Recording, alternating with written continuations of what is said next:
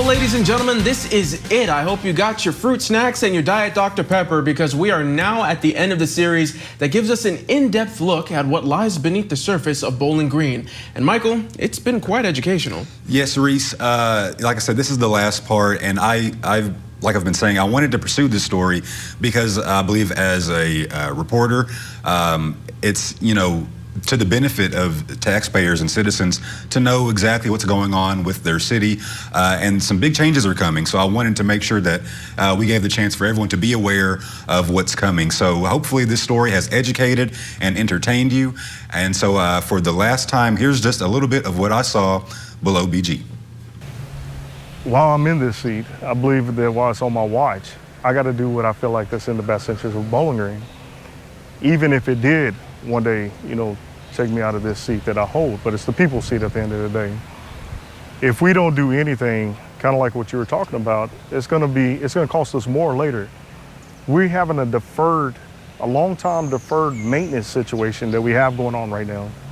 So I believe that it's the critical time to kind of fix what's been going on. If Bowling Green continued with business as usual for the next 25 years, there would be some issues, according to the Public Works Department. Issues the future City Commission will hear that will be similar to what the sitting board is hearing right now. As those neighbors came to our last meeting in April and hearing their stories about, just being excited about having that American dream of owning a home and, moving into beautiful neighborhoods, investing in property, and then seeing all of that in one weekend, get destroyed by a one rain event. And these neighbors who came, not only advocating on their homes that were destroyed, but on behalf of their neighbors that they were seeing suffering and asking us to take action and do something. One commissioner said after getting a good look at what was going on underground, it, quote, scared her to death for the whole community.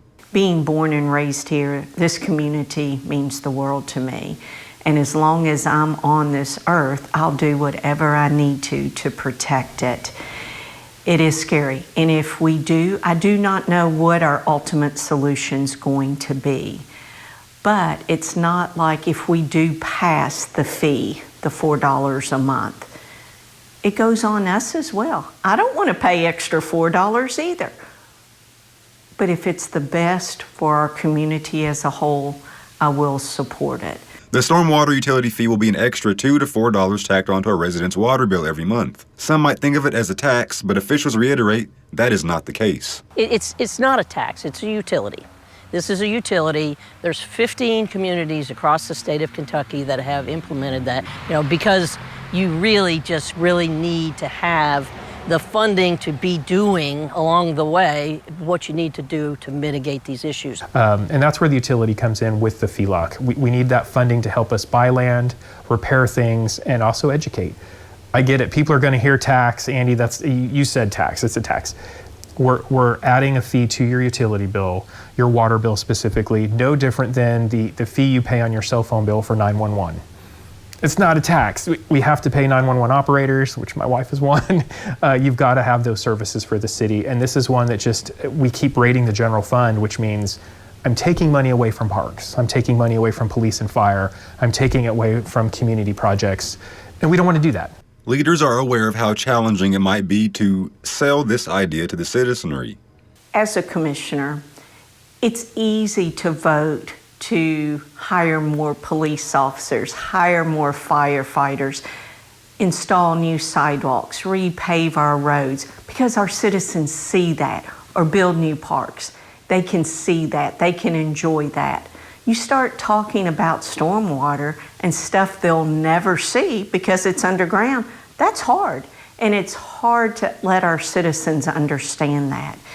As bad as that flood was, and I wish it never happened, I do think it was perfect timing to allow our citizens to hopefully understand how critical this situation is.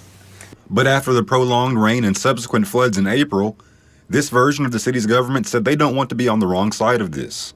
If we don't do something now, there'll be another mayor in a few years, there'll be, other leaders, sitting at the helm. but hopefully they'll look back and say, hey, we're glad they made this decision. Just like, we look back and say, hey, we're glad they made decisions, to build, our trans park, or, to invest in housing, or maybe, build roundabouts. And so, this is a pivotal moment, and it's also an opportunity.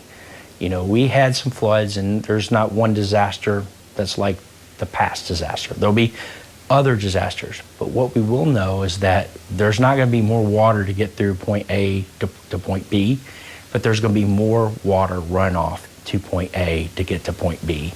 And that's what we have to decide, how we're going to pay for it and how we're going to do it. And I believe we have a way forward. And there you have it, folks, the final part to Below BG with Michael Ridgway. And Michael, I have to ask, when did you realize this couldn't be summed up in one part? You needed three. So in my editing process, when I got to the fourth interview, I was like, hey, I'm gonna need definitely more time.